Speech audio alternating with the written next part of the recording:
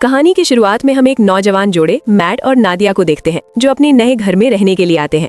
ये घर एक सुनसान इलाके में वाक़ होता है जिसके आसपास ना कोई दूसरा घर होता है और ना ही कोई आबादी। शहर के शोर शराबे से तंग आकर मैट और नादिया भी एक पुरसुकून और खामोश जगह पर रहना चाहते थे। इसी वजह से ये खूबसूरत घर मैट को बहुत कम कीमत में मिल जाता है। जब दोनों घर के अंदर दाखिल होते हैं तो उन्हें अंदाजा होता है कि घर की हालत काफ़ी ख़राब है, जैसे ये कई सालों से खाली पड़ा हो। चुनांचे वो दोनों घर की सफाई शुरू कर देते हैं और जो भी फालतू सामान होता है मैट उसे खिड़की से बाहर फेंकने लगता है। किचन साफ करते हुए नादिया को एक मरा हुआ परिंदा नजर आता है।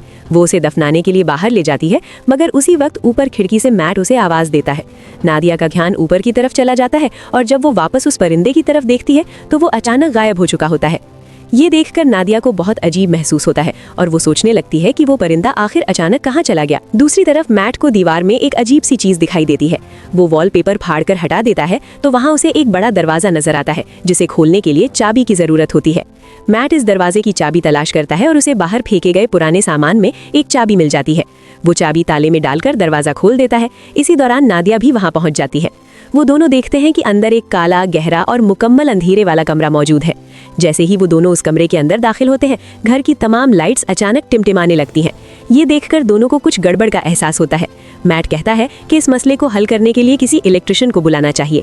ये कहकर वो वहाँ से चला जाता है और नादिया उस कमरे के करीब अकेली रह जाती है। नादिया सोचती है कि उसे दोबारा उस कमरे में जाना चाहिए या नहीं, मगर अचानक उसे अजीब सा खौफ महसूस होता है। इसीलिए वो भी मैट के पीछे चली जाती है। यूं रात गुजर जाती है। अगले दिन नादिया एक इलेक्ट्रिशियन को फोन करती है। कुछ देर बाद वो घर आता है और लाइट्स चेक करते हुए नीचे बेसमेंट में पहुंच जाता है। वहां का मंजर देखकर वो हैरान रह जाता है क्योंकि पूरा बेसमेंट बिजली की तारों से भरा होता है। कोई ऐसा कोना नहीं होता जहां तारे मौजूद ना हो। वो तारे बहुत पुराने जमाने की लगती हैं। इलेक्ट्रिशियन कहता है कि उसने अपनी जिंदगी में कभी ऐसी चीज नहीं देखी। काफी मेहनत के बाद वो किसी तरह लाइट्स ठीक कर देता है और जाने लगता है। जाते हुए वो मैट से कहता है, आखिर तुमने ये घर खरीदा ही क्यों? इस घर के पिछले मालिक का कत्ल इसी घर में हुआ था और उस दिन के बाद कोई भी यहाँ रहने के लिए तैयार नहीं हुआ। ये सुनकर मैट बहुत घबरा जाता है और घर के बारे में तहकीक शुरू कर देता है। तहकीक के दौरान उसे इंटरनेट पर एक पुराना न्यूज़ आर्टिकल मिलता है जिसमें थॉमसन फैमिली का जिक्र होता है। वो एक जोड़ा था और मजमून में लिखा था कि इस घर में रहने वाले मियाँ बीवी को उनके अपने बेटे ने कत्ल कर दिया था जिसका नाम जॉन था। तहकीकात के दौरान जॉन पुलिस को बताता है कि मुझसे ये कत्ल इस घर ने करवाए हैं। ये सब पढ़कर मैट को ये एक झूठी और मनगढ़ंत कहानी लगती है। कई घंटों की तहकीक के बाद वो थक जाता है और अपनी बीवी से छुपकर इसी अंधेरे वाले कमरे में बैठकर शराब पीने लगता है। बोतल में पहले ही सिर्फ 2 घूंट बचे होते हैं। वो उन्हें पीकर बोतल खाली कर देता है और दिल ही दिल में सोचता है, काश पीने के लिए एक और बोतल मिल जाती। अचानक लाइट्स दोबारा टिमटिमाने लगती हैं। कुछ लम्हों के लिए अंधेरा छा जाता है। जब रोशनी वापस आती है तो उसके सामने एक नई शराब की बोतल पड़ी होती है। ये देखकर उसकी आंखें हैरत से खुली की खुली रह जाती हैं। जब वो बोतल उठाकर चेक करता है तो उसे मालूम होता है कि ये बिल्कुल असली बोतल है। तब मैट को एहसास होता है कि ये कमरा किसी भी इंसान की हर ख्वाहिश पूरी करने की ताकत रखता है। अगली सुबह नादिया नींद से बेदार होती है और देखती है कि मैट घर में कहीं नजर नहीं आ रहा। वो उसे ढूंढते हुए इस कमरे में पहुंचती है तो वहां का मंजर देखकर हैरान रह जाती है। पूरा कमरा कीमती पेंटिंग्स और नई नई चीजों से भरा हुआ होता है और मैट बेहद खुश दिखाई देता है। मैट नादिया को बताता है कि इस कमरे में हर ख्वाहिश पूरी होने की ताकत है। वो कहता है, तुम्हें जो भी चीज चाहिए दिल से मांगो, वो फौरन तुम्हारे सामने आ जाएगी। ये बात सुनकर नादिया को सब मजाक लगता है और हंसने लगती है, मगर मैट कहता है, एक बार आजमा कर तो देखो।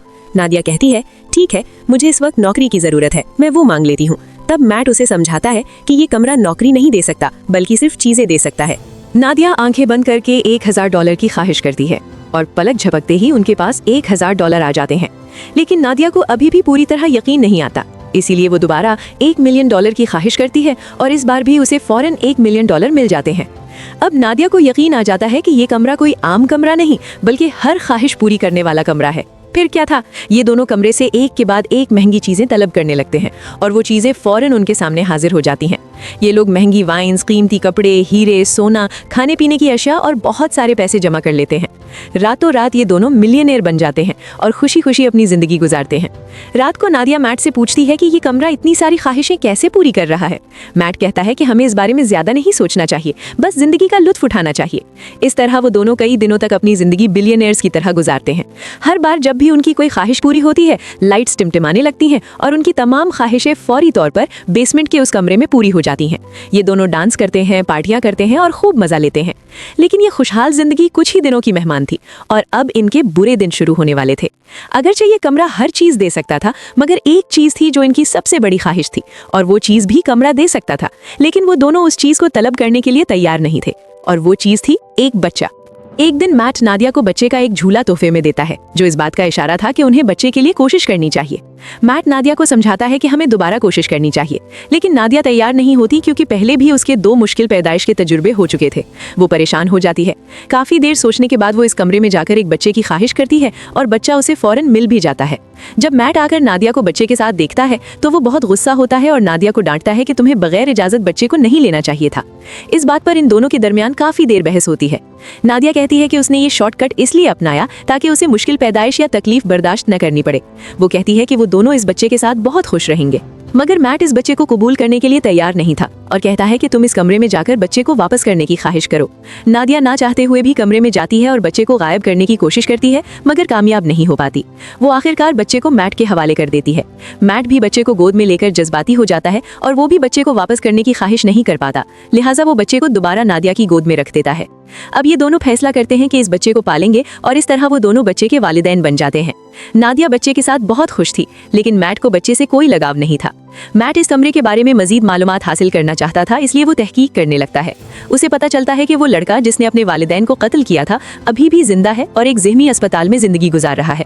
ये जानकर मैट अपने कमरे से हासिल करदा पैसों में से कुछ अपने जेब में रखता है और जॉन से मिलने निकलता है। अस्पताल पहुंचकर नर्स मैट से पूछती है कि क्या तुम रिपोर्टर हो, क्योंकि पिछले 45 सालों से जॉन के लिए कोई खानदान का फर्द नहीं आया। मैट झूठ बोलकर कहता है कि वो भी रिपोर्टर है। कुछ देर बाद जॉन आता है। जॉन अब बूढ़ा हो चुका था और पीछे वाली मेज पर बैठकर मैट से कहता है, मैं तुम्हारा इंतजार कर रहा था। ये सुनकर मैट को कुछ अजीब लगता है और वो बराह रास्त जॉन से पूछता है कि वो कमरे के बारे में क्या जानता है और उसने अपने वालिदैन को क्यों मारा। जॉन कहता है, मैंने अपने वालिदैन को नहीं मारा, बल्कि इस कमरे ने ये कराया। इसके बाद जॉन मुस्कुराते हुए कहता है, मुझे मालूम है कि तुम अभी लुत्फ उठा रहे हो, खाना, शराब, महंगे कपड़े और खुशियां, लेकिन जल्द ही तुम्हें इसकी कीमत चुकानी होगी और जितनी जल्दी मुमकिन हो इस घर को छोड़ दो। मैट को जॉन की ज़हनी हालत कुछ दुरुस्त नहीं लगती, इसलिए वो उसे अस्पताल में छोड़कर वापस घर आ जाता है।